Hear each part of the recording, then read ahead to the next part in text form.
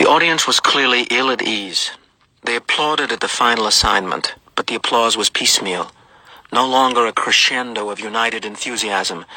There were murmurs of confusion. Jonas moved his hands together, clapping, but it was an automatic, meaningless gesture that he wasn't even aware of. His mind had shut out all of the earlier emotions, the anticipation, excitement, pride, and even the happy kinship with his friends.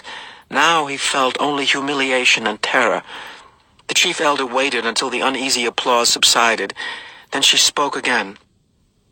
"I know," she said in her vibrant, gracious voice, "that you are all concerned, that you feel I have made a mistake." She smiled. The community, relieved from its discomfort very slightly by her benign statement, seemed to breathe more easily. It was very silent. Jonas looked up. "I have caused you anxiety," she said. "I apologize to my community." Her voice flowed over the assembled crowd. "We accept your apology," they all uttered together.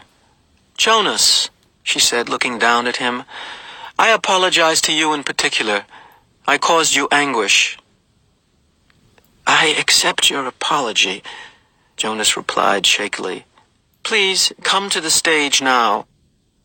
Earlier that day, dressing in his own dwelling, he had practiced the kind of jaunty, self-assured walk that he hoped he could make to the stage when his turn came.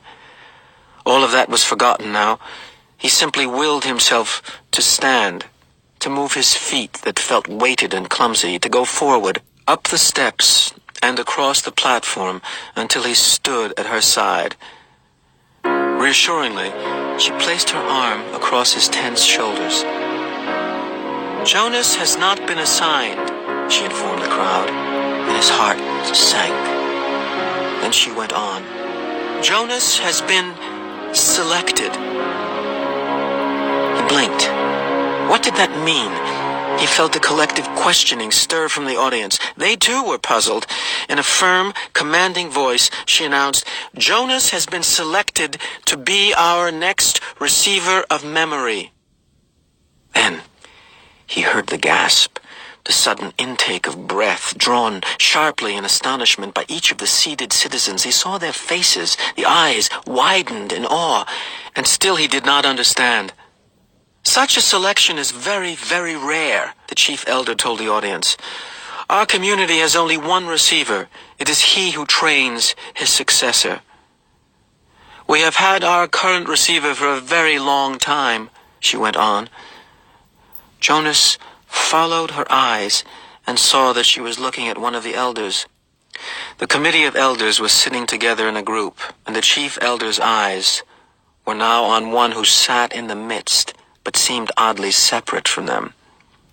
It was a man Jonas had never noticed before, a bearded man with pale eyes. He was watching Jonas intently. "We failed in our last selection," the chief elder said solemnly. "It was 10 years ago when Jonas was just a toddler. I will not dwell on the experience because it causes us all terrible discomfort." Jonas didn't know what she was referring to, but he could sense the discomfort of the audience. They shifted uneasily in their seats. "We have not been hasty this time," she continued. "We could not afford another failure. Sometimes," she went on, speaking now in a lighter tone, relaxing the tension in the auditorium, "we are not entirely certain about the assignments, even after the most painstaking observations. Sometimes we worry that the one assigned might not develop through training every attribute necessary. 11s are still children, after all. What we observe as playfulness and patience, the requirements to become nurturer, could, with maturity, be revealed as simply foolishness and indolence. So we continue to observe during training and to modify behavior when necessary. But the receiver in training cannot be observed, cannot be modified. That is stated quite clearly in the rules. He is to be alone, apart, while he is prepared by the current receiver for the job which is the most honored in our community." Alone? Apart? Jonas listened with increasing unease. "Therefore the selection must be sound. It must be a unanimous choice of the committee. They can have no doubts, however fleeting, if, during the process, an elder reports a dream of uncertainty, that dream has the power to set a candidate aside instantly. Jonas was identified as a possible receiver many years ago. We have observed him meticulously. There were no dreams of uncertainty. He has shown all of the qualities that a receiver must have. With her hand still firmly on his shoulder, the chief elder listed the qualities. Intelligence, she said. We are all aware that Jonas has been a top student throughout his school days. Integrity, she said next. Jonas has, like all of us, committed minor transgressions. She smiled at him. We expect that. We hoped, also, that he would present himself promptly for chastisement, and he has always done so. Courage, she went on. Only one of us here today has ever undergone the rigorous training required of a receiver. He, of course, is the most important member of the committee, the current receiver. It was he who reminded us, again and again, of the courage required. Jonas, she said, turning to him, but speaking in a voice that the entire community could hear, the training required of you involves pain, physical pain. He felt fear flutter within him. You have never experienced that. Yes, you have scraped your knees in falls from your bicycle. Yes, you crushed your finger in a door last year. Jonas nodded, agreeing as he recalled the incident and its accompanying misery. But you will be faced now, she explained gently, with pain of a magnitude that none of us here can comprehend because it is beyond our experience. The receiver himself was not able to describe it, only to remind us that you would be faced with it, that you would need immense courage. We cannot prepare you for that. But we feel certain that you are brave, she said to him. He did not feel brave at all, not now. The fourth essential attribute, the chief elder said, is wisdom. Jonas has not yet acquired that. The acquisition of wisdom will come through his training. We are convinced that Jonas has the ability to acquire wisdom. That is what we looked for. Finally, the receiver must have one more quality, and it is one which I can only name but not describe. I do not understand it. You members of the community will not understand it either. Perhaps Jonas will, because the current receiver has told us that Jonas already has this quality. He calls it the capacity to see beyond. The chief elder looked at Jonas with a question in her eyes. The audience watched him too. They were silent. For a moment he froze, consumed with despair. He didn't have it, whatever she had said. He didn't know what it was. Now was the moment when he would have to confess, to say, "No, I don't. I can't."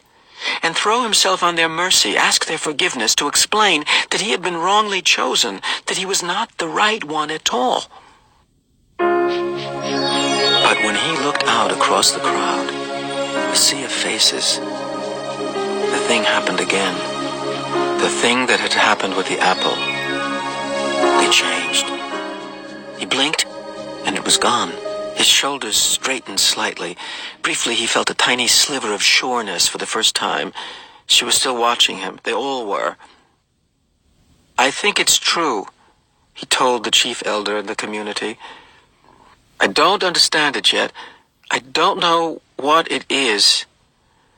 But sometimes I see something, and maybe it's beyond." She took her arm from his shoulders.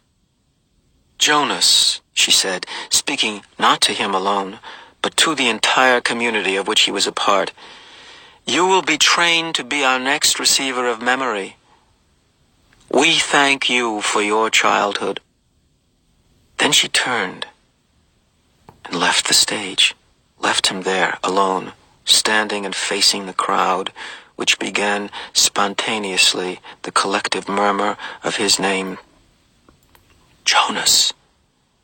It was a whisper at first, hushed, barely audible. "Jonas. Jonas." Then louder, faster.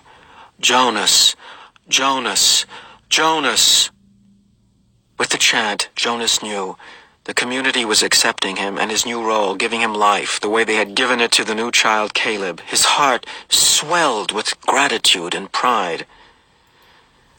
But at the same time, he was filled with fear. He did not know what his selection meant. He did not know what he was to become, or what would become of him.